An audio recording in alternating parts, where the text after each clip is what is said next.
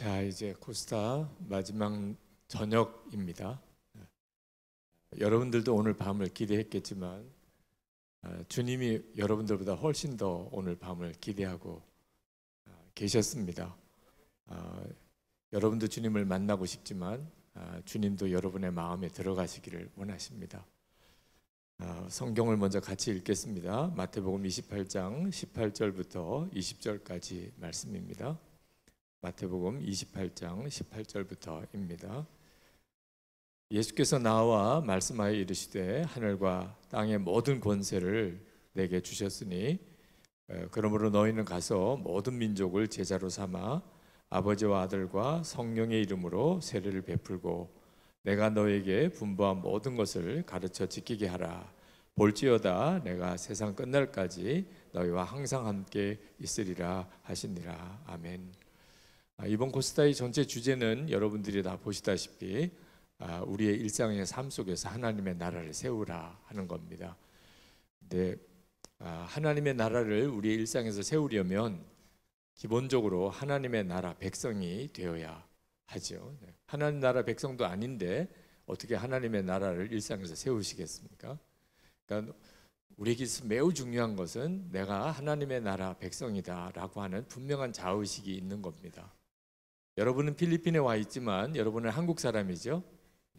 여러분이 한국에 입국할 때 우리 한국인 또 외국인 이렇게 입국 심사를 할 때 갈라지는데 헷갈리지 않지요? 여러분은 그냥 한국인 쪽에 가서 서지요? 한국 사람이라고 알고 있으니까. 근데 우리가 세상에서도 똑같아요. 여러분이 지금 필리핀에서 살고 있지만 나는 하나님의 나라 백성이야. 그렇게 스스로 자의식을 가지고 있는 사람이어야 비로소 하나님의 나라를 일상에서 세우는 사람입니다. 여러분이 오늘 이 밤에 나는 하나님의 나라 백성이다 하는 분명한 여러분 자신에 대한 자의식이 오늘 밤에 있기를 축복합니다. 어떤 사람이 도대체 하나님의 나라 백성이 되는지를 알아야 하겠죠. 어떤 사람이 도대체 하나님 나라 백성인가? 여러분 스스로가 내가 하나님의 나라 백성이 맞나? 좀 혼란스러운 사람도 있을 겁니다. 오늘 이 밤에 명확한 기준을 하나님의 나라 백성이 맞구나 또는 나는 아니구나 분명한 기준을 오늘 밤에 여러분이 꼭 알게 되기를 바랍니다.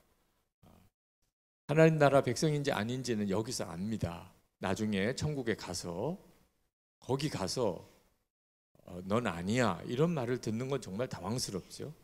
그런 일이 없어요. 왜냐하면 여기서 아니까 내가 하나님 나라 백성이구나 아니구나 하는 것을 명확하게 합니다. 오늘 이 밤에 그렇습니다. 고린도 후서 13장 5절에 그 분명한 근거를 우리에게 말씀해 주고 있습니다. 우리 한번 같이 읽을까요? 너희는 믿음 안에 있는가? 너희 자신을 시험하고 너희 자신을 확증하라. 예수 그리스도께서 너희 안에 계신 줄을 너희가 스스로 알지 못하느냐? 그렇지 않으면 너희는 버림받은 자니라. 자, 내가 하나님 나라 백성인지 아닌지에 대한 명확한 기준이 뭐지요? 예수 그리스도께서 내 마음 안에 거하시는 것을 아는 사람입니다. 그러니까 우리가 이 사실을 아는 것은 대단히 중요해요. 예수님이 내 안에 거하시는 것을 명확히 알아요. 내 안에 계셔. 그런 사람은 하나님 나라 백성입니다. 참 안타까운 것은 예수를 믿는다고 하면서도 예수님이 자기 마음에 거하시는 것은 잘 모르는 사람들이 있어요. 또는 아주 애매하게 아는 사람이 있습니다. 저는 예수님이 내 안에 계시다고 믿습니다. 이런 표현을 하는 사람이 있어요. 이런 사람은 예수님이 자기 마음에 계신 것을 아직도 모르는 사람이에요. 예수님이 내 마음에 계시다고 믿습니다. 자, 여러분에게 물을게요. 여러분의 집에 부모님이 계십니까? 그러면 둘로 나뉘어요. 계시면 계시다, 안 계시면 안 계시다. 그죠? 예를 들어서 내가 유학을 왔으면 부모님 안 계시죠? 집에 가도. 또 우리 교민 자녀인 경우에는 집에 가면 부모님이 계시죠? 여기에 무슨 애매한 게 없죠? 그런데 나는 우리 집에 부모님이 계시다고 믿습니다. 뭘 믿기는 뭘 믿어요. 계시면 계신 거고 아니면 아닌 거지. 그런데 왜 예수님이 내 마음에 계신 것은 계시다고 믿는다는 표현을 쓰죠? 애매한 거예요. 예수님이 내 안에 계시다고 듣기는 했어요. 그런데 실제로 내 안에 계시다는 것은 잘 모르겠어요. 이런 경우에 그냥 믿는다는 표현을 쓰는데 사실은 안 믿는 거나 마찬가지예요. 그냥 내 안에 계십니다. 이런 표현이 분명해야 하는 거죠. 저는 고등학교 다닐 때 처음 이 말씀을 들었어요. 중고등부 예배 때 전도사님이 그 주일에 설교를 하셨는데 이 고린도후서 13장 5절 말씀을 가지고 설교하면서 모든 예수 믿는 사람 안에는 예수님이 계시다는 거예요. 예수님이 안 계신 사람은 그 사람은 구원 못 받은 사람이라는 거예요. 그때 저는 목사 아들이었어요. 아버님이 그 교회 담임 목사님이셨어요. 기절하는 줄 알았어요. 저는 예수 믿는 것은 교회 다니는 게 예수 믿는 줄 알았어요. 교회 다니면 예수 믿는 거라고 생각했어요. 그런데 그 전도사님 말씀에 의하면 예수님이 마음에 거하셔야 예수 믿는 사람이고 구원받은 사람이라. 그러면 내 안에 예수님이 계셔야 되는 거잖아. 예수님이 내 안에 계시다면 내가 모를 수가 없잖아요, 지금까지. 그런데 난 한 번도 내 안에 예수님이 계시다고 생각해 보질 않았어요. 그날 처음 그 말씀을 정확하게 들었어요. 혼란스러웠어요. 난 그럼 나 예수 믿는 사람이냐 아니냐. 그래서 예배가 끝나고 전도사님에게 상담을 갔어요.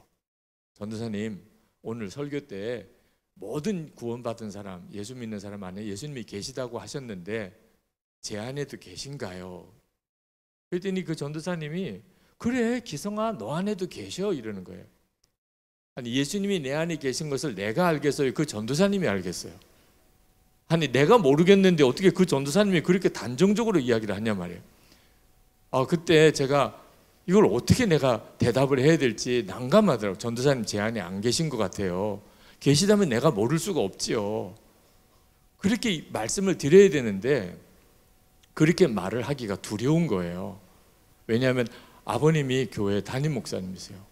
근데 만약에 내 안에 예수님이 안 계시다고 이렇게 만약에 확정이 되면 아버님은 얼마나 어려우실까.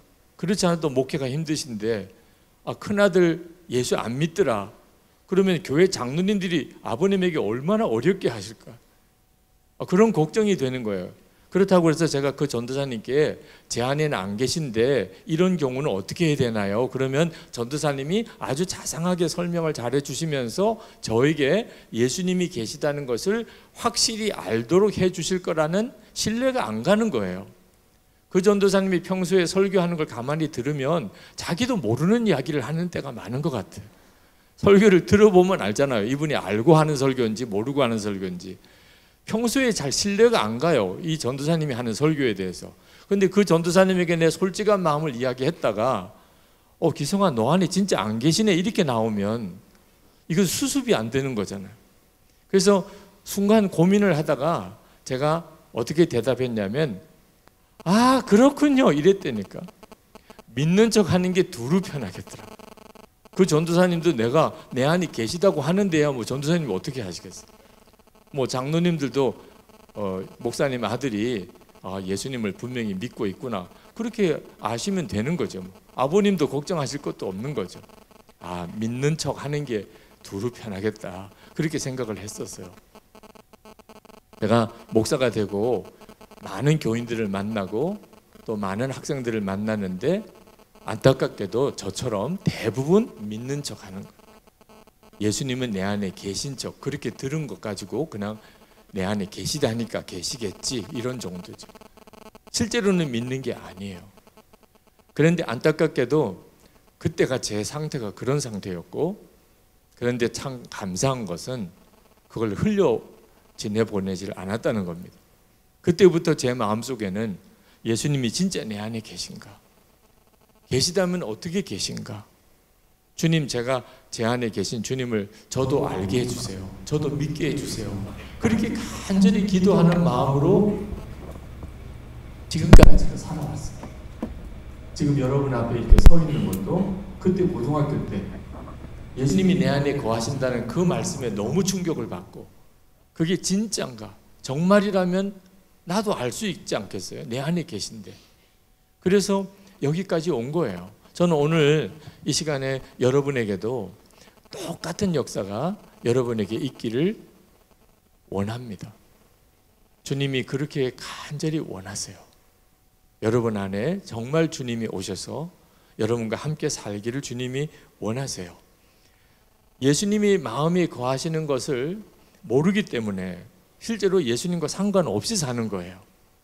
예수님이 내 마음에 거하시는 것이 진짜 믿어지고 나면 삶이 완전히 달라져요. 가정생활, 학교생활, 앞으로 여러분의 진로 모든 것을 바꾸는 기준은요, 예수님이 여러분 안에 거하시는 거예요. 그 예수님을 여러분이 아는 것입니다. 예수님이 내 안에 거하시는 것을 아는 사람은 그냥 사는 것 자체가 일상에서 하나님의 나라를 세우는 거예요. 예수님이 내 안에 거하시는 것을 진짜 믿어지는 사람, 그 사람이 그냥 가정에서 살면 가정에서 하나님의 나라를 세우는 거고, 학교 가면 학교에서 하나님의 나라를 세우는 거예요. 예수님과 함께 사는 거니까. 예수님께서 제자들에게 승천하시기 전에 마지막 주신 명령이 마태복음 28장 18절, 19절, 20절 말씀이에요. 모든 민족에게로 가서 그들을 제자로 삼아 아버지와 아들과 성령의 이름으로 세례를 베풀고 주님께서 분부한 모든 것을 가르쳐 지키게 하라는 거예요. 이 엄청난 명령을 제자들에게 말씀하시고는 예수님은 승천하셨어요. 정말 대책도 없이 주님은 엄청난 일을 제자들에게 맡기고는 가신 거예요. 그런데 사실은 예수님께서 그냥 제자들에게 좀 말도 안 되는 명령을, 그때 당시로서는 정말 상상도 안 되는 명령을 그냥 던지고만 가신 게 아니었어요. 약속을, 그 명령과 비교할 수 없이 큰 약속을 주셨어요. 그 약속이 뭐냐면 내가 세상 끝날까지 너희와 항상 함께 있으리라. 이 약속을 주셨어요. 그 약속 때문에 제자들이 지금까지 세계 땅끝까지 복음을 전하고 있는 거예요. 그리고 복음이 온 세계로 전해진 거예요. 이건 제자들이 한 게 아닙니다. 제자들과 세상 끝날까지 항상 함께 하시는 우리 주님이 하신 거예요. 일상에서 하나님 나라를 세우는 것도 주님이 하시는 거예요. 우리 안에 오셔서 우리 안에 거하시면서 우리가 그 사실을 믿게 되면서 우리가 주님의 도구로 쓰임을 받아 이 땅에 하나님 나라가 이루어지게 되는 거죠. 저는 바로 세상 끝날까지 너희와 항상 함께 있으리라 하신 이 약속의 말씀을 너무나 많은 성도들이 실제로는 누리고 살지 못하는 거예요. 그래서 예수님을 실제로 마음에 거하시는 주님을 알고 그 주님과 함께 동행하자고 예수 동행 운동을 하고 있어요. 그 방법이 일기를 쓰는 겁니다. 이번 코스타 때는 여러분에게 그 말씀을 다 드리지를 못한 게 좀 아쉽지만 하여튼 초점은 예수님이 내 안에 거하시는 것을 아는 눈이 뜨이는 방법으로 매일 일기를 써보라는 거였어요. 예수님이 마음에 거하시는 것을 모르기 때문에 많은 그리스도인들이 말도 안 되는 비참한 삶을 살아요. 은밀한 죄를 짓고 두려워하고 염려하고 자기 열등감에 빠지고 세상에 나가서 소금과 빛의 역할은커녕 많은 사람들에게 실망과 안타까움을 심어주는 그런 삶을 사는 거예요. 이유는 딱 하나예요. 능력이 부족한 것도 아니에요. 공부 못해서 문제가 되는 것도 아니에요. 집안이 안 좋아서 문제가 되는 것도 아니에요. 부모님하고 떨어져서 살고 있기 때문도 아니에요. 예수님이 내 마음에 거하시는 것을 진짜 모르기 때문에 그러니까 바보같이 사는 거예요. 여러분이 혹시 우리 기독교 서적을 이렇게 즐겨 보는 사람이라면 존 비비오 목사님 책을 한번 보았을 거예요. 아주 유명한 목사님이에요. 미국에서 책도 참 좋은 책을 많이 쓰셨어요. 그 존 비비오 목사님이 쓴 책 중에 무엇이 선인가, 영어 제목으로는 Good or God이라는 제목의 책을 썼는데 그 책 속에 어떤 일화를 하나 말씀하고 있어요. 1980년대 미국에 TV 설교가 유행하기 시작했어요. 요즘에는 인터넷으로 유튜브로 설교를 보는 시대인데 그때 1980년대 미국은 교회 가서 목사님의 설교를 듣는 게 아니고 TV를 틀면 목사님이 나와서 설교를 해주는 TV 설교 시대가 열렸어요. 그때 최고의 인기를 끌었던 목사님이 있었는데 짐 베이커라고 하는 목사님입니다. 하여튼 TV 스타예요. 미국이 기독교 국가잖아요. 가정마다 짐 베이커 목사님의 설교를 방송을 틀어서 TV에서 봐요. 그러나 큰 교회에는 비교도 안 돼요. 전 미국에 있는 성도들에게 설교하는 목사님이에요. 그런데 참 안타깝게도 그 목사님이 스캔들에 사로잡힙니다. 성추문에 또 돈 횡령죄에 걸려서 5년형을 받게 돼요. 그게 전 미국의 대단한 뉴스였어요. 아니, 세상에 저렇게 유명한 목사님, 저렇게 설교를 잘하는 목사님, 아니 그런 목사가 어떻게 성범죄를 일으키고 어떻게 횡령죄를 일으키냐. 그때부터 미국에 축호 전도가 안 되기 시작했어요. 사람들이 다 마음의 문을 닫았어요. 예수 믿는 거 다 가짜다. 저런 목사도 저렇게 타락하니 도대체 예수 믿어서 사람이 변화되는 것을 난 믿을 수가 없다. 진짜 참 구원의 종교라고 믿을 수가 없다. 축구 전도가 안 되는 어려움을 겪기 시작합니다. 그럴 정도로 심각한 문제를 일으켜요. 그런데 이 짐 베이커 목사님이 감옥에서 존 비비언 목사님에게 편지를 보내요. 목사님, 저 좀 면회 와 주세요. 제가 감옥에서 목사님의 책을 읽고 은혜를 많이 받았습니다. 목사님만 만나고 싶어요. 그래서 이 존 비비언 목사님이 감옥에 가요. 그 짐 베이커 목사님을 만납니다. 만났는데 그 베이커 목사님이 감옥에서 회개한 이야기를 하더래요. 자기가 그동안에 너무나 정말 거짓되게 살았던 거 이 감옥에 들어와서 깨닫고 비로소 자기가 정결한 영혼이 되었다고 뭐 그런 이제 고백을 하셨어요. 그러면서 그 짐 베이커 목사님이 내가 사실 하나님의 사랑을 향한 뜨거운 열정이 있어요. 주님이 나를 얼마나 사랑하시는지 내가 믿고 그것을 사람들에게 전하는 것이 내 소원이었어요. 그랬던 시절이 자기에게 있었다는 거예요. 그 말을 듣고 존 비비언 목사님이 정말 묻고 싶은 걸 물었어요. 목사님이 그렇게 주님을 사랑하고 하나님을 향한 열정이 뜨거웠다는데 언제부터 주님을 향한 사랑이 식어지기 시작했습니까? 존 비비언 목사님이 정말 알고 싶었던 거는 그렇게 유명한 목사님, 그렇게 설교 잘하는 목사님, 그렇게 성공한 목사님이 어떻게 그렇게 한순간에 꺾어질 수 있냐. 도대체 언제부터 무슨 일 때문에 하나님을 향한 사랑이 식어지기 시작했을까? 목사님에게도 그런 일이 있을 수도 있으니까 물어봤어요. 그랬더니 짐 베이커 목사님이 너무나 태연하게 목사님, 저는 한 번도 하나님의 사랑이 식어진 적이 없었어요. 존 비비언 목사님이 화가 나기. 아니 지금 목사님은 성추문과 횡령죄로 감옥에 지금 들어와 있는데 하나님에 대한 사랑이 식어진 적이 없다니. 그랬더니 그 짐 베이커 목사님이 말하기를 저는 지금까지 한 번도 하나님의 사랑이 식어지거나 하나님이 나를 사랑한다는 게 믿어지지 않은 적이 없었어요. 그런데 하나님이 두렵지 않았었습니다. 그 말을 듣고 존 비비언 목사님이 이거구나. 하나님을 사랑하는데 하나님이 두렵지는 않았다는. 그러면서 짐 베이커 목사님이 말하기를 목사님 나만 아니에요. 너무나 많은 목사님들과 너무나 많은 기독교인들이 하나님을 사랑한다고 하면서 실제로 하나님을 두려워하지 않고 있습니다. 여러분, 하나님을 사랑하면서 하나님을 두려워하지 않을 수 있을까요? 그렇습니다. 대부분이 그렇습니다. 여러분이 적어도 예수님의 십자가의 복음을 들어보셨을 거예요. 하나님이 우리를 얼마나 사랑하셨냐. 독생자까지 주셨어요.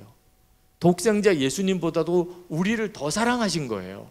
예수님은 십자가에 죽게 하시고 지옥 갈 우리는 구원해 주셨어요. 이게 얼마나 놀라운 사랑이에요. 예수님은 우리 위해서 십자가에 피 흘리셨어요. 이거 얼마나 감사해요. 그러니까 예수님의 십자가의 복음을 제대로만 들은 사람은 하나님의 사랑을 감격하게 돼 있어요. 하나님이 나를 사랑하시는구나. 그 얼마나 고마워요. 그러니 나도 하나님 사랑합니다. 그렇게 될 수밖에 없지요. 그런데 하나님이 두려운가? 예를 들면 유혹을 받을 때 내가 뭔가 은밀한 죄를 지을 그런 유혹이 올 때 하나님이 두려워서 그걸 못하는가? 그렇지가 않다니까요. 하나님의 사랑에 대해서는 믿어요. 그런데 하나님이 두렵지 않은 삶을 사람들이 살아가요. 이유가 뭐죠? 예수님이 내 안에 거하시는 것을 안 믿으니까 그런 거예요. 예수님이 내 안에 거하시는 게 믿어지게 되면, 그러면 무슨 일이든지 주님이 항상 나와 함께 계시는 순간이에요. 내가 뭘 보든지, 내가 무슨 일을 하든지 항상 주님이 나와 같이 계신 게 의식이 돼요. 바로 이것이 두려움과 떨림이에요. 예수를 믿는 것은 여기까지 가야 진짜 예수를 믿는 거예요. 예수님이 나 위해 죽으셨대더라. 예수님 믿으면 모든 죄가 사함 받는대더라. 예수 믿으면 천국 간대더라. 아직까지 예수님을 진짜 믿는 게 아니에요. 그 예수님이 지금 내 안에 거하시니까, 예수님이 내 안에 거하시니까 내가 말 한마디라도 함부로 못해요. 행동 하나 내 마음대로 못해요. 예수님 모시고 사는 거니까. 그러니까 항상 두렵고 떨림이 같이 있어요. 주님을 사랑하면서 동시에 두렵고 떨림이 같이 있는 것이, 그게 바로 예수님을 믿는 핵심이에요. 여기서부터 우리의 삶 전체가 뒤바뀌기 시작합니다. 예수님이 내 안에 거하시는 게 믿어지는 순간부터, 중학생이든지 고등학생이든지 대학생이든지 어른이든지 상관없어요. 예수님이 내 안에 거하시는 게 믿어지는 순간부터 인생은 바뀌기 시작합니다. 아무리 나이가 많이 들어도, 아무리 교회를 오래 다녀도 예수님이 내 안에 거하시는 것을 실제로는 믿지 못하면 그 사람은 어떤 때는 교회를 엉망으로 만드는 사람입니다. 수많은 사람들에게 복음의 문을 가로막게도 돼요. 본인 자신도 절대로 복되게 살지 못해요. 여러분에게 물어보고 싶어요. 죄 짓는 게 어려워요? 죄 안 짓기가 어려워요? 그런 질문에 대답이 두 경우가 나옵니다. 예수님이 내 마음에 거하시는 것이 진짜 믿어지는 사람, 예수님이 내 안에 거하시는 게 믿어지지 않는 사람, 답이 달라요. 예수님이 내 안에 거하시는 게 믿어지지 않는 사람은 죄 안 짓기가 어려워요. 죄의 유혹이 얼마나 강한데, 은밀하게 짓는 죄가 얼마나 많은데, 세상 재미가 얼마나 좋은데, 예수님이 내 안에 거하시는 게 실제로는 안 믿어지는 사람, 생각도 안 하고 살아요. 내 안에 계신지. 그런 사람은 죄 안 짓기가 어려워요. 그런데 예수님이 내 안에 거하시는 게 믿어지는 사람, 죄 짓는 게 어려워요. 어떻게 죄를 지을 수 있어요? 예수님이 지금 내 안에 거하시는데. 빌립보서 2장 12절에 두렵고 떨림으로 너희 구원을 이루라. 예수님이 정말 내 안에 거하시는 것이 믿어지게 되는 순간에 이렇게 되는 거예요. 두렵고 떨림으로 너희 구원을 이루어 가는 거예요. 제가 한번 대학생 선교회 CCC 전체 집회에 가서 설교를 했었어요. 그런데 간증을, 제 설교 전에 누가 간증을 한 청년이 나와서 했습니다. CCC 순장 중에 한 사람이었어요. 제가 간증을 들으면서 굉장히 은혜를 받았어요. 야, 저렇게 참 귀한 믿음을 가지고 있는 대학생이 있구나. 너무 좋았어요. 그리고 제가 나가서 그날 설교를 했어요. 설교의 주제는 우리와 함께 계시는 예수님이셨어요. 그리고 설교가 끝나고 이제 저는 이제 집회장을 나오면서 이제 집으로 가려고 이제 주차장 쪽으로 가고 있는데 누가 막 뛰어와요. 목사님 하면서. 둘러보니까 그 간증했던 그 청년이에요. 그리고 막 뛰어와서 목사님, 제가 질문이 하나 있다는 거예요. 너무 반갑고 아까 간증에서 저도 은혜를 많이 받았기 때문에 너무 고마웠는데 달려와서 이렇게 인사도 하니까 너무 좋았죠. 무슨 질문이냐 그랬어요. 목사님, 오늘 목사님의 설교 중에 예수님은 우리 안에 계셔서 항상 우리와 같이 계신다고 그렇게 말씀하셨죠. 그랬지. 그러면 제가 정말 말도 안 되는 더럽고 음란한 그런 일을 할 때도 주님은 제 안에 계셨던 건가요? 그래. 울어요. 목사님, 저는 정말 그런 줄 몰랐어요. 저는 주님이 기뻐하지 않는 일을 하면 주님이 나를 떠나시는 줄 알았대요. 그러다가 어느 예배 때나 기도하는 시간에나 주님 다시 오세요. 그러면 그때 다시 오시는 줄 알았대요. 예수님은 나를 떠나지 않으시고 내 안에 내내 같이 계시다면 내가 그때 그렇게 더럽고 음란한 짓을 할 때 주님은 내 안에 그냥 계셨던 거예요.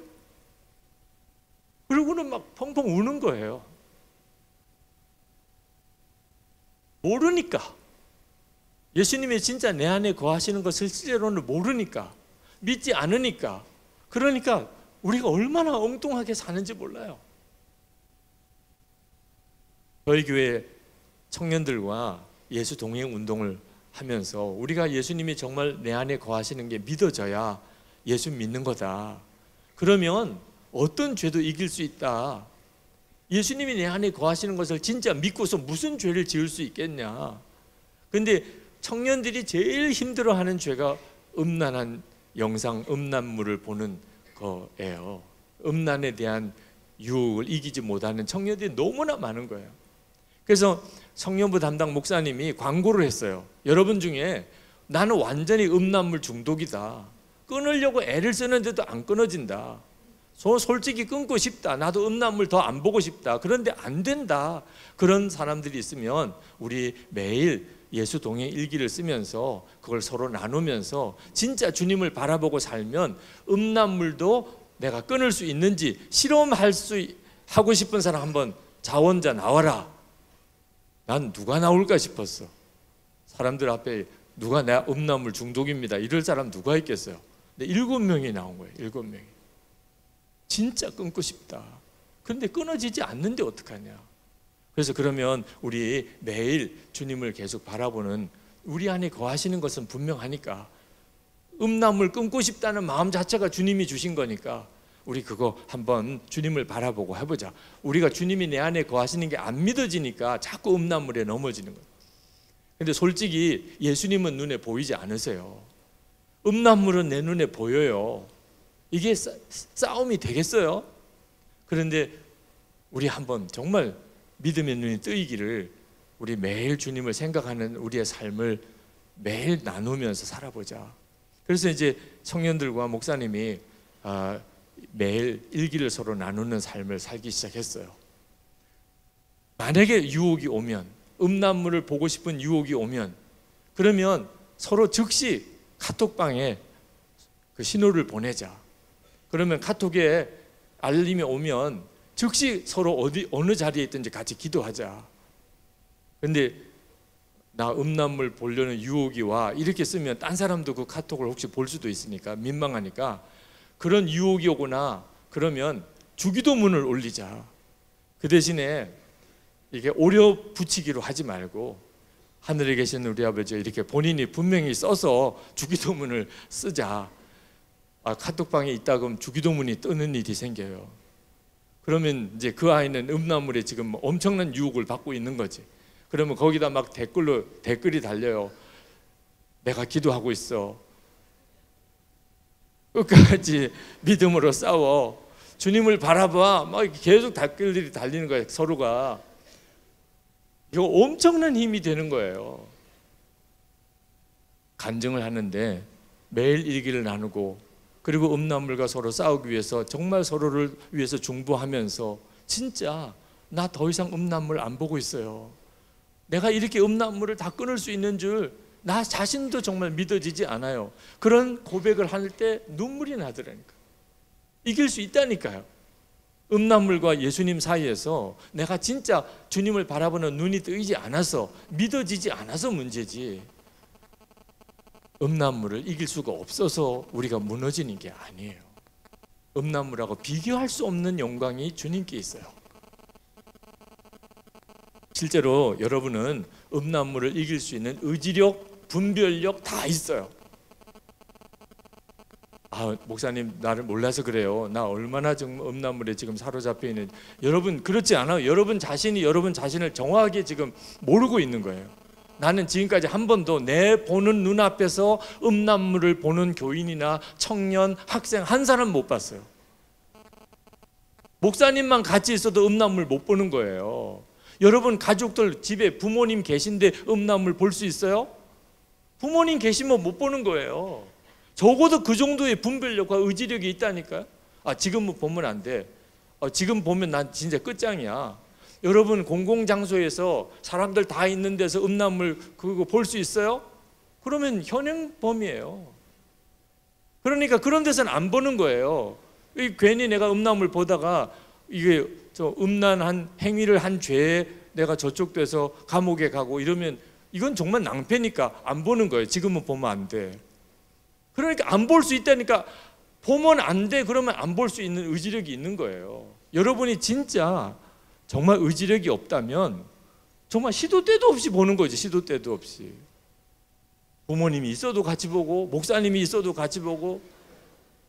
그래서 그 사람은 진짜 정말 대책이 없는 사람이지. 그런데 안 봐야 된다 그러면 안 보잖아.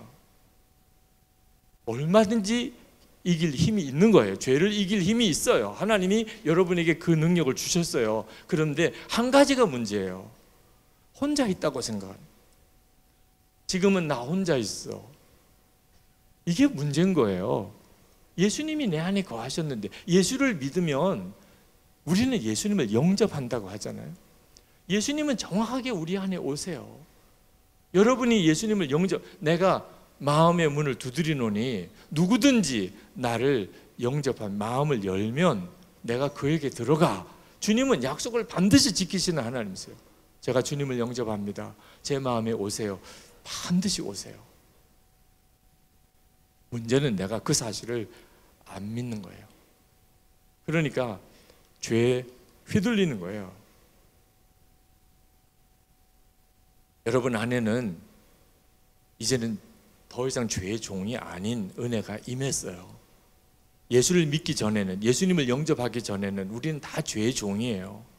육신의 종이고 죄의 종이에요. 그 말은 무슨 뜻이냐면 죄가 유혹에 오면 그냥 넘어지는 거예요. 그런데 이제는 다르다니까. 여러분은 더 이상 죄의 종 아니에요. 여러분은 이제 죄를 따라갈 수도 있고 예수님을 따라갈 수도 있는 자유함을 얻은 사람들이에요.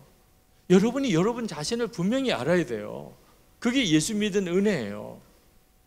제가 고등학교 다닐 때 여러분들은 요즘에 음란 영상물 휴대폰이나 또는 PC나 여기에서 보는 이런 음란물 때문에 지금 여러분들이 유혹을 받지만, 목사님이 고등학교 다닐 때는 미군 부대에서 나온 포르노 잡지들, 플레이보이나 뭐 이런, 여러분들은 아마 알지도 못하는 이름일 수도 있어요. 그런 잡지들, 그런 걸 또 이상하게 또 가지고 학교 오는 애들이 있어요. 교과서에다가 같이 끼워가지고 그런 걸 가지고 와서 수업 시간에는 뒤에 돌아가면서 책상 밑에다가 해놓고 보고, 쉬는 시간에는 난리도 아니야. 그런 잡지 있는 그 아이 주변에 애들 다 몰려가지고 그런 걸 서로 보면서 낄낄대고 하던 남자 고등학교 교실은요 그런 분위기예요. 그런데 저는 그 아이들과 함께 그걸 못 보겠더라고. 왜? 목사 아들이라는 것 때문에. 애들이 다 알아요. 나는 목사 아들이라는 걸. 자, 목사 아들도 가서 봐도 되나? 그게 영 마음이 찜찜해요. 그래서 애들이 뒤에서 그런 것들을 보면서 막 할 때 저는 수학의 정석을 펼쳐놓고 열심히, 문제도 안 풀려. 도대체 거기에 무슨 내용이 있을까? 온통 관심은 그쪽으로 가 있는데 그래도 꼿꼿하게 앉아서 수학의 정석을 이렇게 풀고 있어요. 근데 누가 저를 보고 큰 소리로 말하더라고. 유기성! 딱 돌아보니까 주로 그런 잡지들 가지고 오는 애예요. 근데 제가 그렇게 눈꼴시렵게 보이는 거야. 다들 와서 한 번만 보여줘. 뭐 그거 나 오늘 빌려가면 안 돼. 막 이러고 있는데 저는 계속 뭐가 그렇게 고고하다고 수학의 정석만 펼치고 전혀 뭐 관심이 없는 것처럼 하고 있는 모습을 보고는 속에 막 불같이 일어난 모양이에요. 유기성, 너 위선자야. 위선 떨지 마. 너 보고 싶어 안 보고 싶어? 틀림없이 보고 싶을 거야. 그런데 안 보고 싶은 것처럼 너 그렇게 혼자서 공부하고 있어? 너는 위선자야, 위선자. 근데 그 말이 다 내 마음에 아멘으로 와닿더라. 진짜 어쩌면 내 마음을 정확하게 그렇게 읽나. 정말 가서 보고 싶어. 아무도 안 본다면, 그 미군 부대에서 나온 무슨 잡지인가 거기에만 있고 아무도 안 본다면 나도 가서 봤을 거예요. 그런데 목사 아들인데 그거 봐서 되나? 그래서 전혀 안 보고 싶은 것처럼 그렇게 앉아있는 내 속마음을 완전히 들킨 것 같아요. 내가 진짜 위선자구나. 그리고는 그날 돌아와서 주일에 고등부 선생님을 찾아갔어요. 너무 안타까우니까. 내가 위선을 떨고 있는 거야. 내가 예수를 잘 믿는 게 아니고 완전히 위선을 떨고 있는 거야. 그런 거 보고 싶은데 안 보고 싶은 것처럼 하고 내가 살고 있는 거예요. 믿음이 좋은 거라고 전혀 생각이 안 들더라고. 그래서 선생님한테 찾아가서 솔직히 고민을 이야기했어요. 그날 있었던 일을. 저보고 위선자라고 하는데 제가 위선자입니까? 그랬더니 고등부 선생님이 저에게 되물어요. 기성아, 너 그거 보고 싶다고, 보고 싶은 마음이 솔직히 있었다고 그렇게 고백을 해서 참 고마운데 너 한 가지만 더 물어보자. 너 그거 보면 안 된다는 생각도 있었냐? 물론 그랬죠. 그거 보면 안 돼. 그런 마음이 있었어요. 그랬습니다. 그런 마음도 있으니까 제가 그거 안 보고 그냥 그렇게 혼자서 수학 정석이나 풀고 있었죠. 그러면 기성아, 그건 위선 아니야. 그건 선택이야. 제가 그 말에 정말 구원받았다니까. 그건 위선 아니야. 둘 중에 하나를 너가 선택한 거야. 그거 보고 싶은 마음을 따라갈 건지, 아니야, 그거 보는 건 아니야, 그런 마음을 따라갈 건지, 그건 내가 선택한 거야. 그리고 선택한 것에 의해서 너는 그 다음에 삶이 결정되는 거야. 여러분 안에 주님이 계세요. 예수님이 계세요. 그러니까 코스타에도 온 거예요. 아까 나와서 찬양할 때 그렇게 찬양하는 마음도 일어나는 거예요. 주님을 이렇게 막 뛰면서 춤을 추면서도 찬양하고 싶은 거예요. 여러분 안에 주님이 계시니까. 그러나 동시에 여러분 안에 혈기도 있고 정욕도 있고 음란도 있고 거짓도 있고 욕심도 있고 다 있어요. 육신을 가지고 있으니까. 예수를 잘 믿으면 더 이상 욕심과 정욕과 음란이 없어지는 거 아니에요. 육신을 가지고 있는 다음에는 똑같아요. 그런 육신적인 욕구는 다 똑같이 있어요. 문제는 나는 더 이상 육신의 종이 아니라는 게 문제예요. 예수님을 영접하지 않은 사람은 그냥 육신의 종이에요. 죄의 종이에요. 그래서 죄를 짓고 사는 거예요. 육신의 욕구를 따라 사는 거예요. 그런데 우리는 예수님이 십자가에 죽으실 때 우리도 같이 죽은 게 뭐냐면 더 이상 육신의 종 노릇하는 옛사람이 죽은 거예요. 그리고 예수님이 우리 안에 오셨어요. 새 생명이 되셨어요. 그래서 이제는 육신을 따라 살지 않고 하나님의 거룩한 마음을 따라 살도록 우리 안에 역사가 일어나고 있어요. 우리는 그런 점에 있어서 자유자라고 말하는 거예요. 자유함을 얻었다. 그러니까 여러분이 죄의 유혹이 올 때 여러분이 분명히 이야기해야 돼요. 사탄아, 나 너 더 이상 너 종 아니야. 죄야. 나 더 이상 너 종 아니야. 너 종노릇 하던 옛사람 유기성은 죽었어. 예수님과 함께. 나는 이제 예수님의 종이야. 주님이 하자는 대로 하는 사람이야. 이렇게 말할 수 있는 권리가 여러분에게 있는 거예요. 그게 예수 믿은 축복이라니까요. 그럴 때 더 이상 죄와 육신은 여러분을 사로잡지 못해요. 왜? 이미 그 권세는 십자가에서 꺾어졌으니까. 여러분이 당당하게 나는 너 종 아니야 라고 말하는 순간에 마귀는 강제로 우리를 사로잡지 못해요. 근데 여러분이 그렇게 하려면 무엇이 분명히 눈이 뜨여야 하냐면 예수님이 여러분 안에 정말 거하시고 계시다는 분명한 확신이 있어야 해요. 여러분 중에는 진짜 주님이 내 안에 거하실까? 아직 그 점이 분명히 믿어지지 않는 분도 있으실 거예요. 예수님이 정말 내 안에 거하실까? 여러분 잠깐만 그냥 한번 따라해 봐요. 눈을 그냥 감아 보세요. 잠깐만. 그리고 내가 하는 대로 그냥 한번 따라 한번 해보세요. 주님 사랑합니다. 나는 죽었습니다. 예수님 내 생명이십니다. 주님만 믿습니다. 주님만 사랑합니다. 네, 눈을 뜨세요. 네. 아주 짧은 시간에 그냥 여러분들이 그런 고백을 해본 거예요. 근데 느낌이 어땠어요? 그 짧은 순간이었지만 눈을 감고 주님 사랑합니다. 나는 이미 죽었습니다. 예수님 내 생명이십니다. 주님을 사랑합니다. 라고 이렇게 여러분들이 한번 따라할 때 어떤 느낌의 마음이 있었나요? 매우 짜증스러웠다. 정말 나가고 싶다. 너무 슬프다. 이런 느낌 받은 사람 있나요? 아주 그 짧은 시간이지만 뭐라고 설명할 수 없는 마음의 평강, 그리고 뭐라고 설명할 수 없는 어떤 은혜, 여러분이 그 사실을 느낄 수 있었다면 그걸 느끼게 하시는 분이 주님이세요. 여러분 안에 지금 와 계신 주님. 여러분, 예수 우리 왕이여 라는 찬양 알지요? 한번 같이 불러볼까요? 예수 우리 왕이여 이곳에 오소서 보좌로 주여 임하사 찬양을 받아 주소서. 주님을 찬양하오니 주님을 경배하오니 왕이신 예수여 오셔서 좌정하사 다스리소서. 여러분, 이 찬양을 부를 때 여러분의 마음의 영혼은 어떤 느낌이었나요?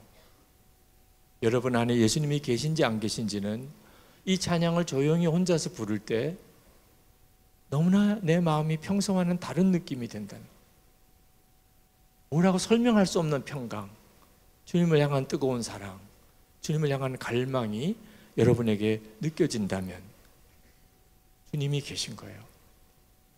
그것을 느끼게 하고 알게 하시는 분은 오직 주님밖에 없어요. 이미 여러분 안에 주님이 계세요. 물론 여러분 중에 아직도 예수님을 분명하게 영접하지 않았기 때문에 내가 지금 말하는 모든 것들이 아직은 좀 낯선 사람도 있을 거예요.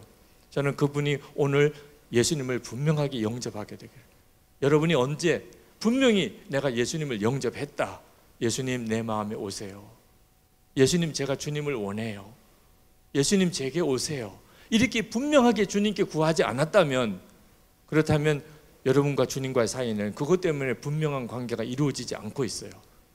이것이 오늘 해결돼야 돼요. 주님은 강제적으로 여러분에게 들어오시지는 않아요. 여러분이 원하면 그냥 주님은 문을 두드리기만 하세요. 오늘 이 밤도 똑같아요. 주님을 여러분에게 문을 두드리세요.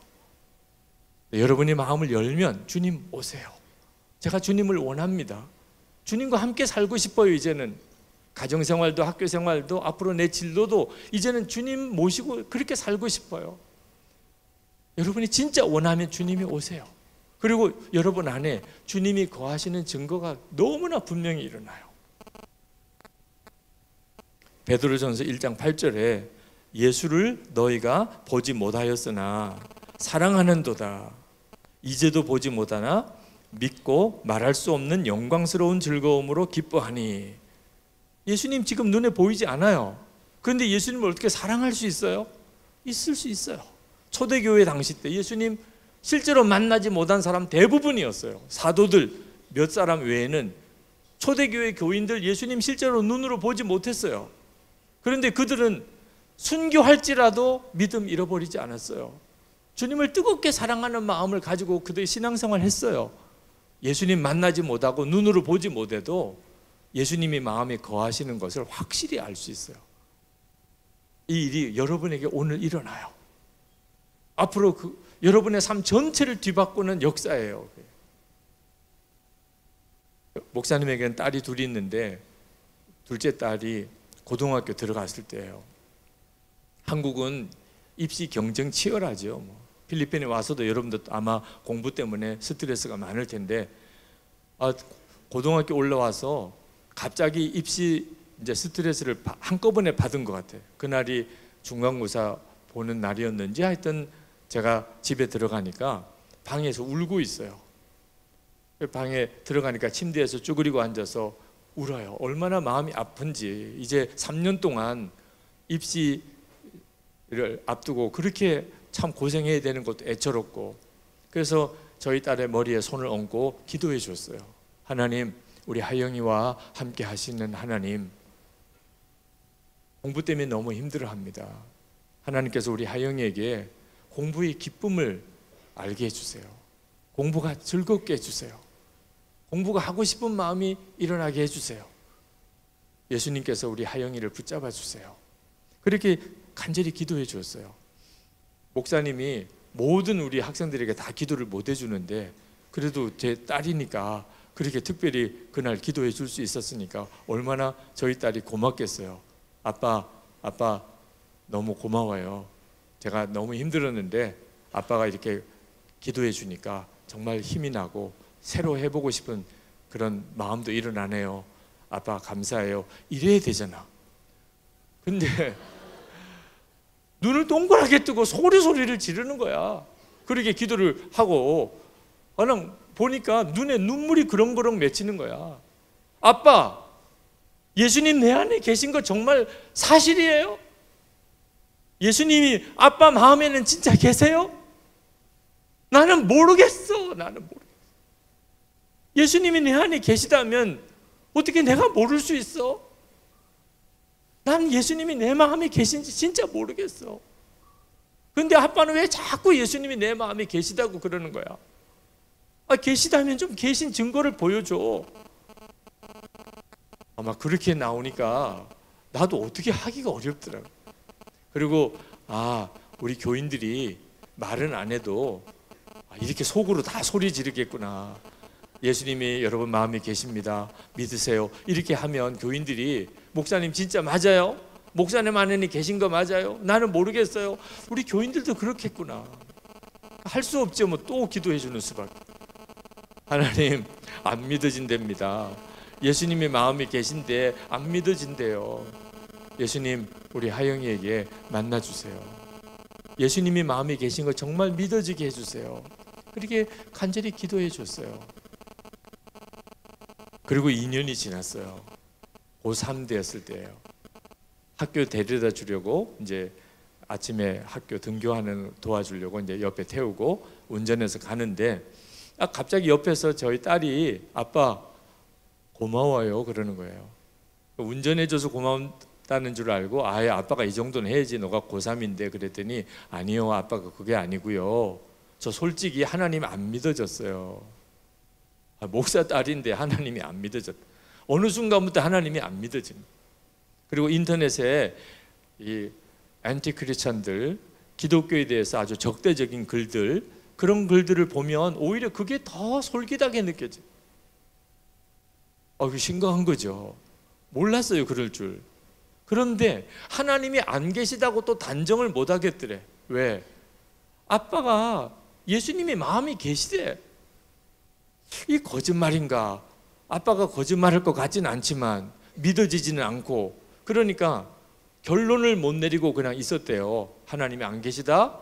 또 아빠 마음에는 이미 계신다? 그 사이에서 자기가 결론을 못 내렸대. 근데 고3이 됐어요.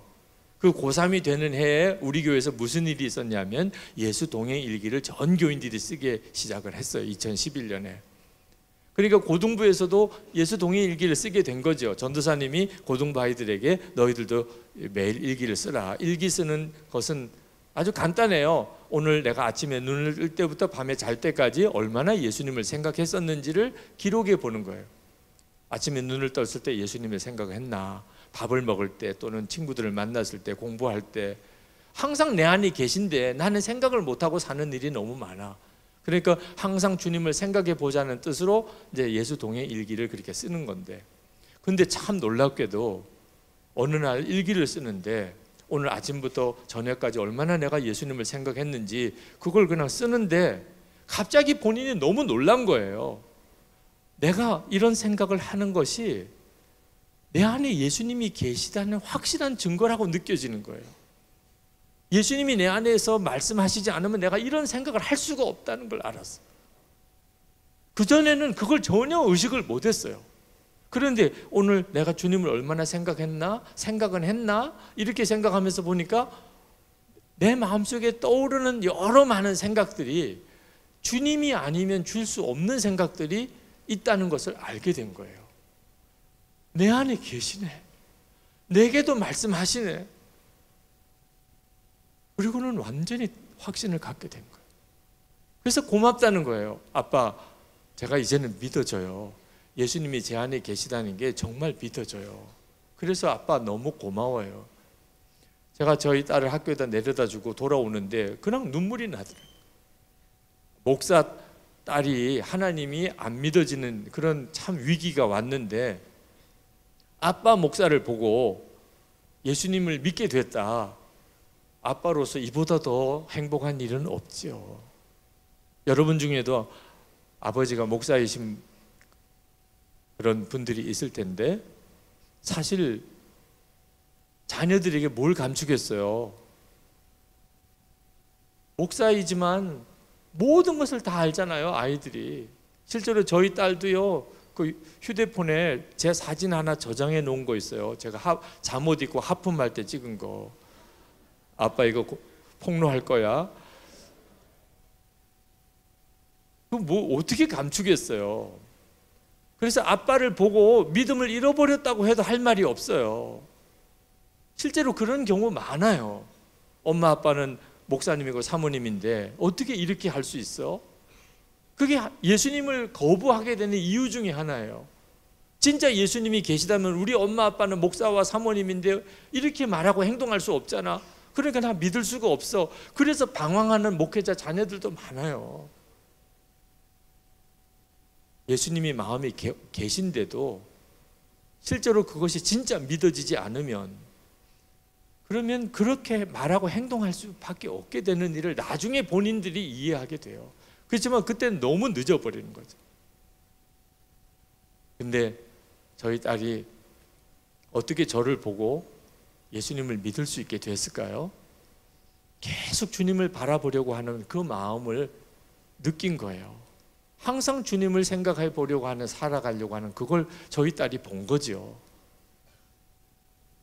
여러분들에게도 똑같이 주님은요, 여러분 안에 계신데 여러분이 예수님에게로 생각이 가기 시작하면 주님을 만나요. 그런데 주님 생각 전혀 안 하고 사니까 문제인 거예요. 여러분 오늘 아침에 일어날 때 예수님 생각했나요? 지금 수련회 와 있어요. 코스타에 와 있어요.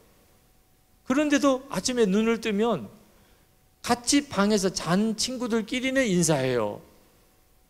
그리고 화장실에 가고. 우리 주님은요, 여러분이 눈 뜰 때까지 얼마나 여러분을 지켜보고 밤새도록 지켜봤는 줄 아세요? 얘는 자는 것도 이뻐. 여러분과 함께 계신 주님이요, 여러분 자는 모습을 내내 밤새도록 보고 있었다니까. 근데 여러분이 이제 눈을 딱 떴을 때 여러분도 여러분 집에 동생이나 조카나 어린 아기가 있는 그런 집이라면 그 아기가 자다가 그 아기가 자는 모습도 이쁘잖아. 그죠? 근데 그 자던 아기가 눈을 떴어요. 깼어요. 그러면 얼마나 더 이쁜지. 그 아기가 자다가 깬 게 온 집안의 뉴스예요. 얘 깼다, 얘 깼다. 그래서 아유 그래 깼어. 엄마도 와보고 뭐 이모도 와보고 동생 오빠도 와보고. 그런데 여러분들이 눈을 딱 뜨는 순간에 우리 주님은요 얼마나 반가울까. 그런데 여러분은 주님의 눈길도 안 주고 화장실부터 가요. 예수님이 얼마나 뻘쭘할까. 우리 주님이 지금 우리와의 관계가 그렇다니까요. 우리가 믿어주지를 않는 거예요. 생각조차 안 하고 사는 거예요. 그래서 예수님과의 관계를 친밀하게 하기 위해서 매일 일기를 써보라고 한 거예요. 그러고 난 다음에 주님이 나와 함께 계신 게 믿어지는 눈이 뜨이기 시작하면서 삶이, 인생이 다 바뀌어요. 어른이든 학생이든 청년이든 목회자든 교인이든. 제가 주님과 이렇게 친밀히 나와 늘 주님이 함께 계신다는 것을 믿고 그렇게 살게 되면서부터 제 안에 일어난 엄청난 변화가 있었어요. 그걸 다 설명할 수가 없지만 그 중에 여러분과 꼭 나누고 싶은 게 열등감이에요. 예수님을 바라보는 눈이 뜨이니까, 내 안에 거하신다는 게 진짜 믿어지니까 내 속에 열등감이 사라졌어요. 한 번은 제 페이스북에 제 설교를 못한다, 목사님은 왜 그렇게 설교를 못하세요? 그런 글이 올랐어요. 왜 내 페이스북에 그런 글을 올리나 몰라. 페이스북은 다 친구 관계라고 하잖아요. 근데 목사님 설교가 유명하다고 그래서 많은 사람들이 들어보라고 그래서 들어봤더니 진짜 끝까지 못 들어주겠더래. 왜 그렇게 설교를 느릿느릿하게 하느냐. 목사님 설교는 노인들에게나 통하는 설교예요.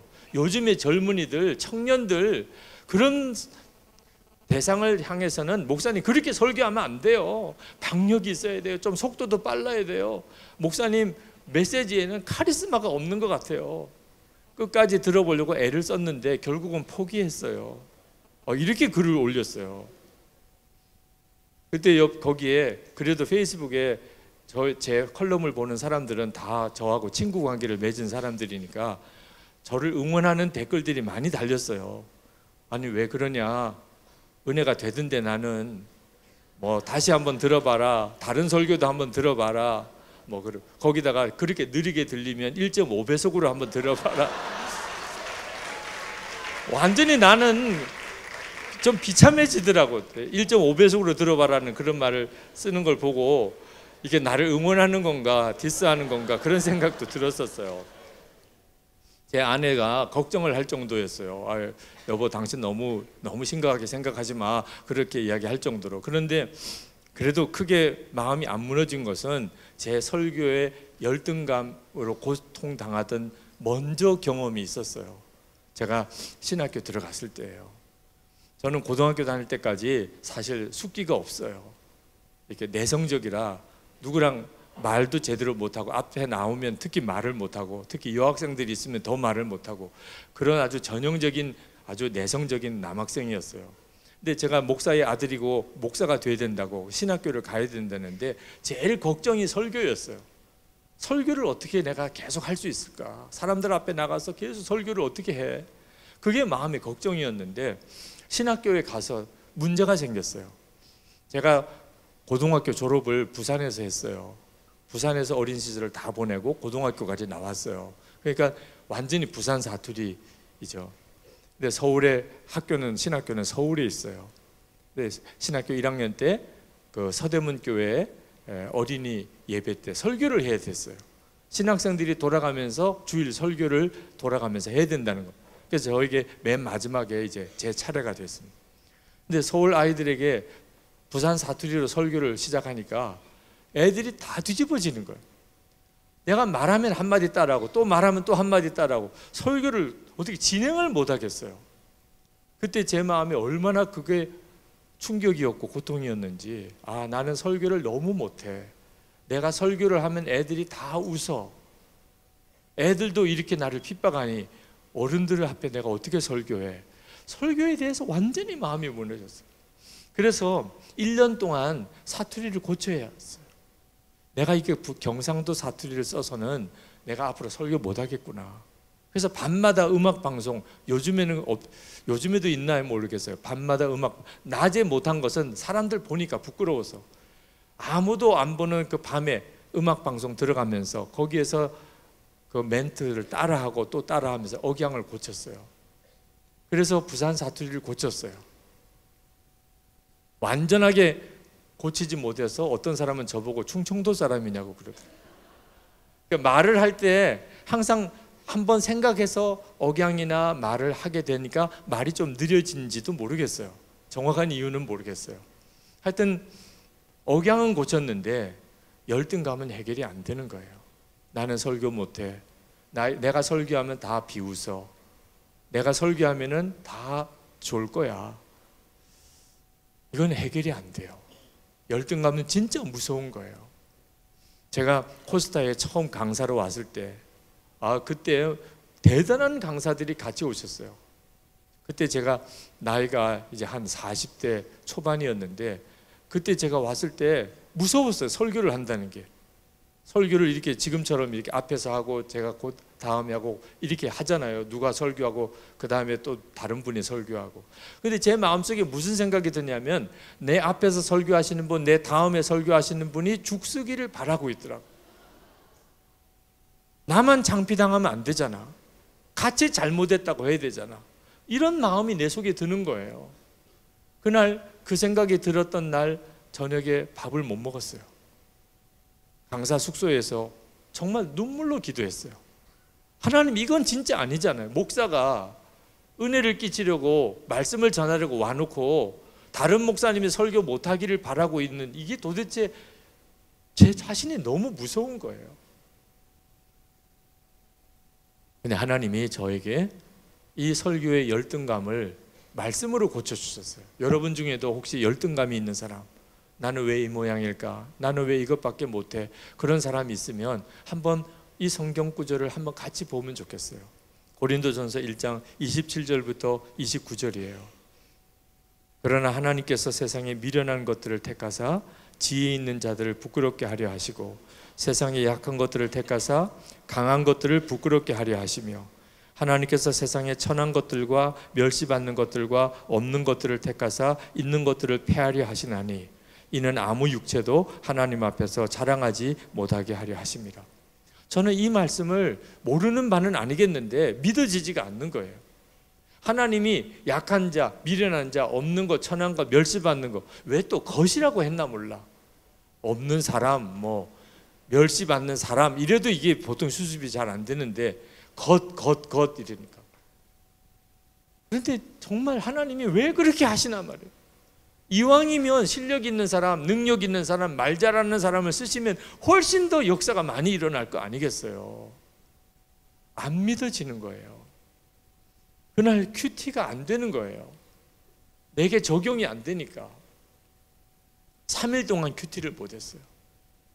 이 말씀이 통과가 안 되는 겁니다. 여러분은 하나님이 진짜 약한 자, 없는 것, 멸시받는 것, 천한 것 이런 사람을 일부러 택하여 쓰신다고 믿습니까? 나는 진짜 안 믿어지더라. 목사님이 약한 것에 대해서 트라우마가 있어요. 저희 아버님이 목회하시는데 그렇게 힘드시더라. 고생을 많이 했어요. 어린 시절부터 아버님 목회가 너무 어려워서 고생 많이 했어요. 어느 정도로 어려웠는지를 다 설명을 못 드리겠는데 어머님이 신학교 다닐 때 돌아가셨어요. 아버님이 참 성격이 좋으신 분이에요. 한 번도 저는 아버님에게 야단 맞아 본 적이 없어요. 어떤 사람에게도 아버지가 큰 소리로 말하신 적을 본 적이 없어요. 교회에서 그렇게 어려운 일이 많아도 아버지는 한마디도 큰 소리 안 내셨어요. 집에 오시면은 정말 힘들어 하시고 그렇게 피를 토하는 것처럼 그렇게 힘들어 하셔도 교인들 앞에 나가면 언제나 웃는 얼굴이셨어요. 그래서 다들 우리 아버지 보고 성자라고 그러셨어요. 근데 저는 목사 아들인 저는 성자 아니에요. 아버지 너무 약한 거야. 목사님이 다 똑같지 않더라고. 아버님 같은 친구 목사님들 중에 부흥회 할 때 막 욕하는 목사도 있더라고. 그런데도 막 교인들이 은혜 받았다고 하는 거 보고 아니 욕도 하는데 어떤 목사님은 아버지는 어떻게 저렇게 화도 한 번도 안 내시나. 아버지가 그렇게 사람이 좋은 사람으로 하시니까 고생을 어머니가 다 하시는 거예요. 어머님 돌아가신 날 나 아버지 때문에 어머니 돌아가셨다고 생각했어. 목사도 좀 강할 때는 강해야지. 필요하면 목사님도 떳떳하게 할 말도 해야지. 그래야 가족들 고생 안 시키는 거지. 그런 생각이 들었어요. 내가 목사가 돼야 된다는데 나는 아버지처럼 그렇게 약한 목사 안 될 거야.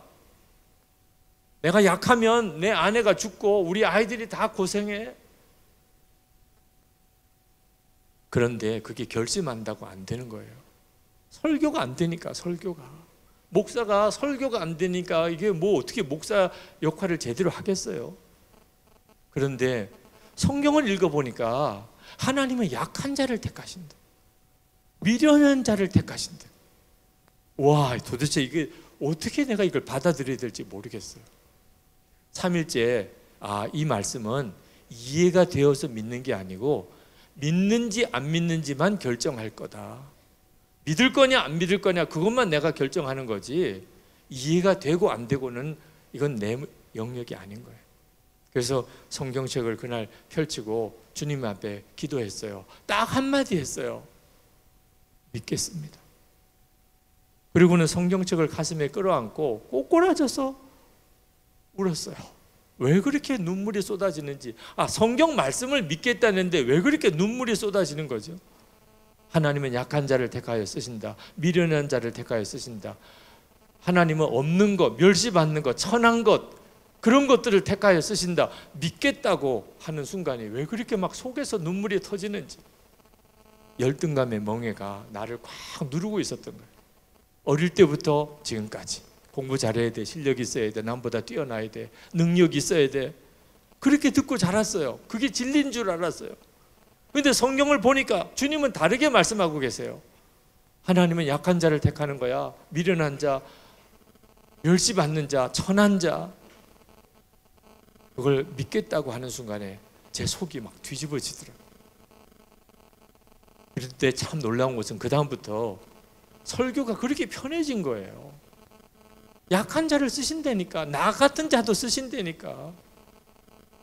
우리 이렇게 같이 말씀을 전하셨던 우리 코스타 강사님들, 김범석 목사님, 이성호 목사님, 그런 분도 쓰시고 나 같은 자도 쓰신다니까. 저는 이번에 코스타에 와서 내가 제일 불쌍해 보이더라고. 나이가 제일 많아, 강사 중에서. 머리도 이렇게 희어. 근데 대상은 또 10대야. 여러분, 이 상황이 얼마나 제가 불쌍한 처지에 있는지 이해하시나요? 근데 그때 하나님이 답을 주셨어요. 나 같은 자도 쓰신다니까. 그러면 된 거지 뭐. 하나님이 쓰신다고 그랬으면 된 거지 뭐. 그러니까 다른 목사님에게 설교의 은혜를 내가 못 받았어요. 설교를 잘하는 목사님일수록. 왜? 화가 나는 거야. 짜증이 나는 거야. 왜 저 사람은 저렇게 말을 잘하는데? 그런데 말을 버벅거리고 사투리도 섞여 나오고, 그래도 하나님이 나를 쓰시면 되잖아요.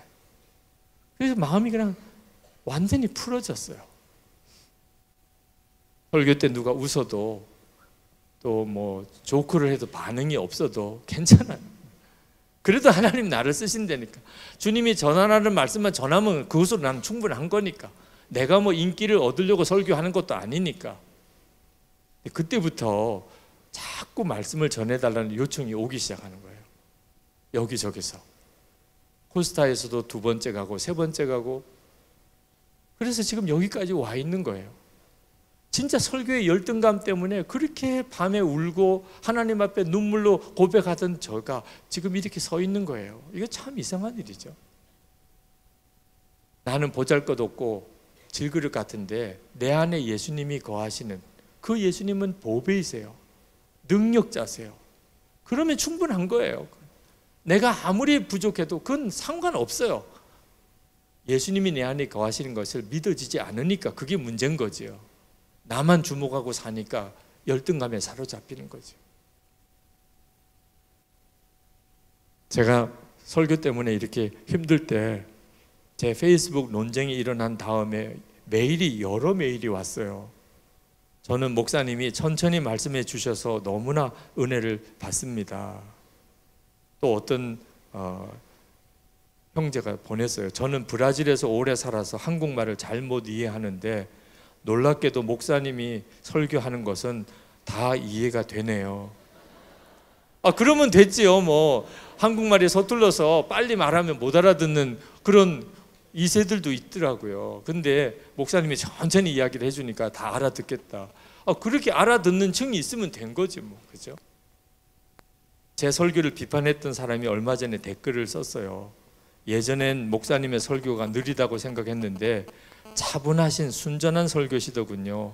성질 급한 제가 미흡한 죄였습니다. 사과드립니다. 꼭 뭐 사과를 안 해도 되는데 또 그렇게 깨달았다니까 또 그것도 감사한 일이죠. 여러분 자신이 못나 보이고 무능하고 내가 뭘 할 수 있을까 싶은 사람들이 많을 거예요. 근데 진짜 중요한 것은 여러분이 어떤 사람인가가 중요한 게 아니고 여러분 안에 오신 예수님이 어떤 사람인가, 어떤 분인가가 중요한 거예요. 그게 바로 질그릇의 보화를 담은 거죠. 골로새서 1장 27절에 이 비밀은 너희 안에 계신 그리스도시니 곧 영광의 소망이니라. 복음의 비밀은 너희 안에 계신 그리스도시니에요. 오늘 이 밤에 여러분이 진심으로 주님 제 안에 오세요. 제가 이제부터는 주님과 함께 살고 싶어요. 그래서 이 땅의 일상에서 하나님의 나라를 세우는 자가 되고 싶어요. 여러분이 정말 원하면 주님은요 반드시 약속하신 것을 지키시는 분입니다. 너는 안 돼. 절대로 그런 사람 없어요. 너한테는 내가 안 들어갈 거야. 그런 사람 한 사람도 없어요. 주님은 여러분이 정말 마음을 오늘 열기를 원하세요. 그리고 여러분과 함께 주님의 일을 하고 싶어 하세요. 여러분이 꼭 어떤 복음 전하는 선교사가 아니어도 좋아요. 비즈니스 세계에서의 선교가 얼마나 더 놀랍게 열리고 있는지 몰라요. 직장인으로, 교사로, 정치인으로, 학자로, 연예인으로, 스포츠맨으로 너무나 다양하게 이 땅의 일상에서 하나님의 나라가 세워져야 돼요. 그 모두가 다 사실 소명자예요. 주님과 함께 해보겠습니다. 주님이 이끄시는 대로 제가 가겠습니다. 이건 정말 황홀한 일입니다. 이 시간에 우리 같이 기도하는 시간을 좀 갖기를 원합니다. 여러분이 여러분의 마음속에 정말 예수님을 분명히 영접해야 될 자가 있습니다. 내 안에 주님이 오셨나 안 오셨나 고민하기 전에 내가 언제 예수님 내 안에 오세요 이렇게 요청을 드렸었나, 그런 순간이 기억이 안 나는 사람은 오늘 밤에 하세요. 그런데 지난번 코스타 때 내가 예수님을 영접했지, 지난번 고등부 집회 때, 중등부 집회 때 내가 그랬었지, 지난번에 내가 전도 받았을 때 내가 예수님을 영접했잖아. 그런 사람은 이미 예수님이 여러분 안에 와 계세요. 여러분이 믿느냐 안 믿느냐 하는 문제만 남은 거지, 예수님은 정확히 여러분 안에 와 계세요. 주님, 제가 이젠 주님을 믿겠습니다. 여러분이 그렇게 고백할 수 있게 되기 바랍니다. 먼저 우리 찬양을 같이 했으면 좋겠어요. 주께 가까이, 주께 가까이 나를 이끄소서. 간절히 주님만을 원합니다. 우리 찬양을 같이 한번 하십시다. 우리 찬양팀 같이 해주세요.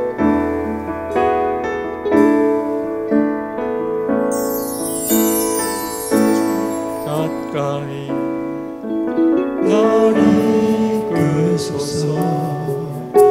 간절히 주님 마음을 원합니다. 채워주소서. 주의 사랑을 진정한 찬양 드릴 수 있도록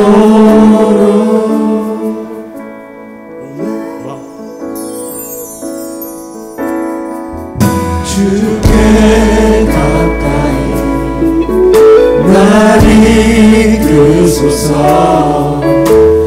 간절히 주님의 나를 원합니다. 채워주소서. 주의 사랑을 진정한 찬양 드릴 수 있도록 나는 나의 영혼 주를 부르니 나의 마음 만져 주소서. 주님만을 원합니다. 더 원합니다. 나의 마음 만져 주소서. 나는 나의 영혼, 나는 나의 영혼 주를 부르니 나의 마음 만져 주소서. 주님만을 원합니다. 더 원합니다. 나의 마음 만져 주소서. 여러분 중에 아직까지 정말 정확하게 내가 예수님을 영접한 적은 없었습니다. 진심으로 내가 원해서 주님 제게 오세요, 제가 원합니다 이렇게 고백한 적이 없습니다. 그런 분위기 따라서 잠깐 그랬던 어떤 흉내를 낸 적은 있었는지 모르겠지만, 그렇다고 생각되는 사람은 이 시간에 하세요. 마음의 문을 두드리실 때 문을 열어야 주님이 들어오십니다. 주님, 제가 주님과 그렇게 동행하고 살고 싶습니다. 내가 그동안에는 그 점에 대해서 너무 불분명했습니다. 교회는 다녔지만 예수님을 마음에 영접하지는 않았었습니다. 그런 사람 있으면 이 시간에 자리에 일어나세요. 제가 주님을 정말 제 마음에 영접합니다. 아직까지는 모든 게 다 나에겐 너무 막연합니다. 그렇지만 이제 주님이 제 안에 너무 분명하게 계시기를 제가 원합니다.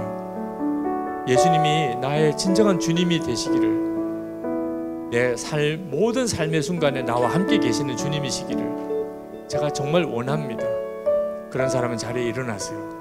여러분이 그냥 앉았다가 일어나는 거지만 주님은 여러분이 마음을 연 것으로 받으십니다. 여러분이 정말 원한다는 것으로 주님이 받으십니다. 여러분, 여러분의 입으로 주님께 주님 제가 원합니다 라고 고백하시고, 이미 주님을 영접하신 분들은 지금 일어서 있는 여러분의 친구들이 정말 주님을 더 깊이 만날 수 있도록, 그리고 주님과 동행하는 삶을 이제부터 영원히 살아갈 수 있도록 같이 기도해 주시기를 바랍니다. 우리 같이 기도하겠습니다. 은혜와 사랑이 충만하신 아버지 하나님, 아버지 하나님, 은혜와 하나님의 역사하심을 주시옵소서. 하나님의 교회가 하나님, 우리가 지금 주님을 내 마음에 주시옵소서. 하나님, 장군날까지 우리가 구원하는 삶을 충만합니다. 주의 역사하시옵소서. 하나님의 충만하신 주의 역사하시옵소서. 하나님의 놀라우신 영광으로 역사하시옵소서. 아버지 하나님, 하나님의 손에 맡겨드립니다. 믿음의 역사하시는 부탁드립니다. 하나님의 하나님 부탁드립니다. 주의 저들의 진정한 삶, 마음의 온전한 신앙 주님 받아주셔서 주님이 임하셔서 사로잡으셔서 주님이 원하시는 사람으로 저희 인생으로 저들을 이끌어주셔서 하나님 역사에 온전한 영광을 누리게 하셔서 하나님 살아계시는 동안 주님이 되게 하셔서 주님께서 하나님 저들을 온전히 만나셔서 온전히 사로잡으시고 하나님 역사하시고 하나님 계획 가운데 저들을 이끌어주시기를 원하시고 놀라우신 주님, 하시게 하시기 원합니다. 하나님의 크신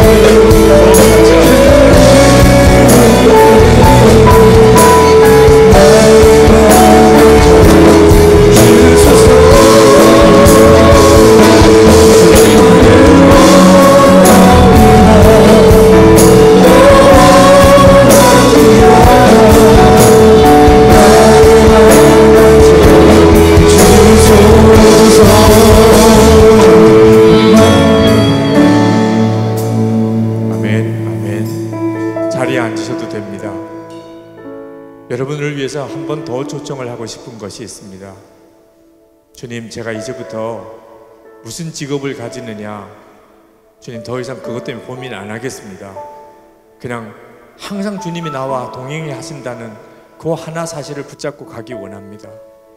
주님, 이제는 더 이상 내가 세상에서 집 또는 돈 많이 버는 것 또는 성공하는 것 더 이상 연연 안 하겠습니다. 제 안에 계신 주님과만 동행하겠습니다.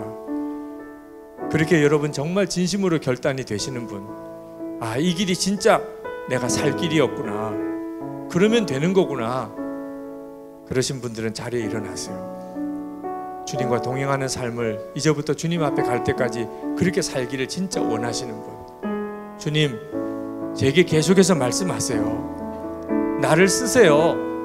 나를 사용하세요. 세상에 하나님이 계신 것과 이 땅에 하나님 나라가 세워지는 일을 위해 나를 사용하세요. 하나님 내 안에 오셔서 나를 통하여 주님의 일을 하세요. 제가 주님께 나를 드립니다. 내 삶, 내 생명, 내 건강, 내 남은 생애 다 주님께 드립니다.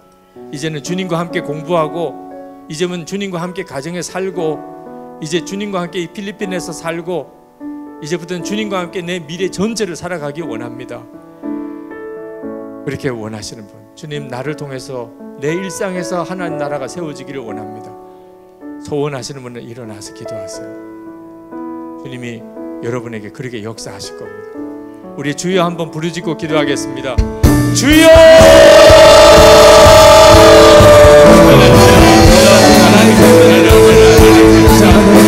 하나님, 우리의 삶 전체를 주님께 하나님 드립니다. 하나님 일상에 하나님 나라가 세워지는 살아가기를 원합니다. 하나님 역사하시옵소서. 하나님의 계획하신 하나님 사랑이 많으신 주님, 놀라우신 하나님, 우리를 손에 잡으소서. 하나님과 손에 붙잡으소서. 주의 손에 붙잡으소서. 하나님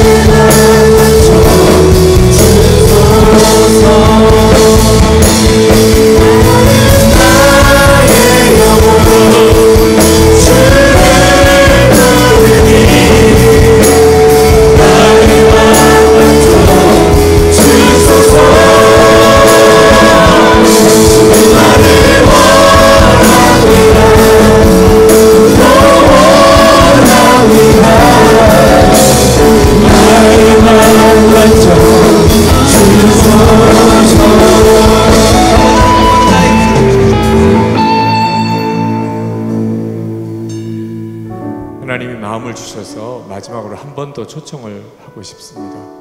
여러분 중에 중고등부 학생들, 우리 10대 청소년들, 여러분 중에 주님, 제 마음이 정말 이상합니다. 제가 정말 이제부터 정말 주님과 동행하고 싶습니다. 제 마음에 거하시는 예수님을 제가 더 알고 싶습니다. 그런 갈망이 있는 사람, 주님, 처음에는 무슨 말인지 잘 몰랐는데 일상에서 하나님 나라를 세우라, 주님 저를 쓰세요, 그런 결심이 있는 사람, 그리고 가운데로 복도로 여러분 움직여서 여러분 하나님 앞에 여러분의 마음이 간절한 것을 주님 앞에 표현해 드리세요. 앞으로 나오는 거, 복도로 나오는 게 아무것도 아닌 것 같아도 주님은 여러분을 품에 안으십니다. 10대들이 너무너무 중요해요. 이번 코스타에 10대들이 많이 온 것은 그만큼 우리나라와 한국 교회에 놀라운 비전이 있다는 뜻입니다. 여러분 때부터 하나님 앞에 신실하게 쓰임받게 되기를 원합니다. 예수님을 마음에 모시고 주님이 함께 계신 것을 진짜 믿고 그렇게 살아보세요. 여러분이 분명히 알게 됩니다. 주님이 말씀하시는 것과 여러분과 함께 계시는 확신을 주시는 것을, 도대체 은혜라고 하는 게 뭔지, 성령의 체험이라는 게 뭔지, 말씀의 기쁨이라는 게 뭔지 다 알게 하세요. 기도의 충만함도 알게 하세요. 그리고 무엇을 위해서 살아야 될지도 명확하게 보여주세요. 우리 10대들이 아닌 우리 청년들 또는 부모님들 또 우리 목회자들 다 우리 10대들을 위해서 좀 축복하는 시간을 가졌으면 좋겠어요. 저들이 이번 코스타 때 주님을 만나고 그리고 여기서부터 주님과 동행하는 삶을 시작하는 10대들이 되게 해주시길. 우리 한인 디아스포라 우리 청소년들 중에 이만한 인원이 주님을 동행하면 한국 다 뒤집어집니다. 전 세계 열방의 디아스포라 다 뒤집어집니다. 이건 엄청난 일입니다. 여러분 한 사람 한 사람이 정말 놀랍습니다. 우리 주여 세 번 부르고 그리고 간절한 마음으로 기도하겠습니다. 주여!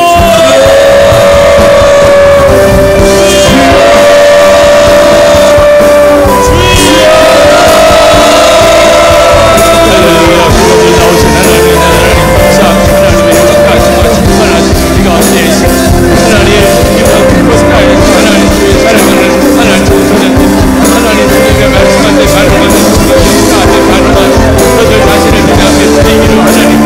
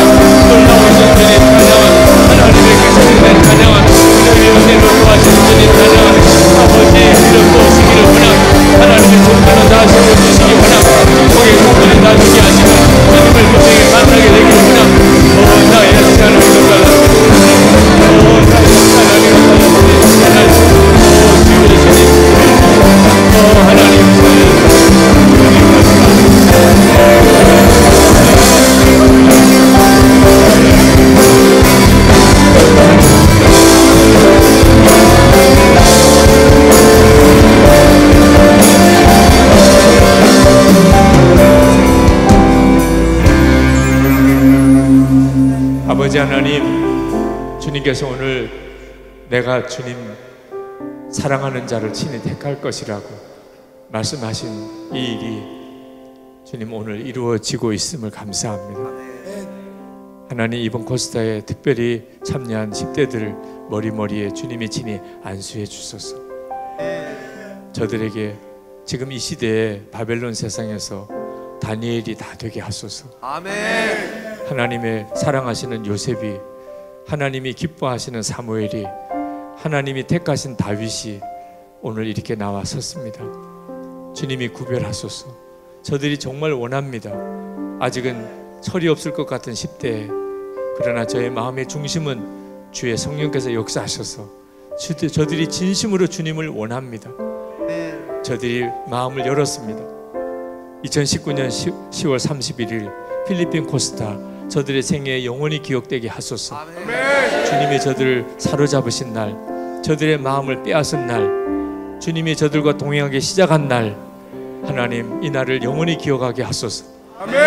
걱정하고 두려워하지 말고 자기 자신의 못난 것에 매이지 말고 주님을 정말 믿고 주님을 뜨겁게 사랑하며 주님을 찬양하며 주님을 더욱 신뢰하며 주님이 함께 계심을 온전히 믿으며 그렇게 하루하루를 살아갈 수 있게 해주소서. 가정에서, 학교에서, 하나님 앞으로 저들이 일하는 일터에서, 저들이 앞으로 쓰실 모든 사역의 현장에서 하나님 놀라우게 저들을 이끌어 주소서. 하나님의 영광을 위해 저들을 이끄소서. 고민도 갈등도 너무나 많습니다. 하나님, 마음이 무너질 때도 수도 없이 많습니다. 그러나 주님, 이제는 주님 안에 거하는 법을 배우게 하시고 주님과 동행하는 삶을 살게 하셔서 저들이 다른 친구들을 붙들어주고 저들이 속해 있는 학교 전체 분위기를 바꿔내고 우리가 섬기는 교회 안에 하나님의 진정한 부흥이 하나님 이 10대들을 통하여 일어나게 하시고 방황하는 한국의 10대들이 하나님 저들을 통해서 완전히 변화되는 역사가 일어나고 이 나라와 한국 교회, 하나님 우리 민족 가운데 하나님의 기적이 일어나게 하시고 저들을 통해서 필리핀 전체가 복음화되는 역사도 일어나게 하시고 세계 열방의 주의 나라가 임하게 하여 주시옵소서. 주의 손에 부탁합니다. 주님이 사로잡아 주신 거 믿습니다. 우리 주 예수 그리스도 이름으로 축복하며 기도합나이다. 아멘. 아멘. 할렐루야. 감사합니다.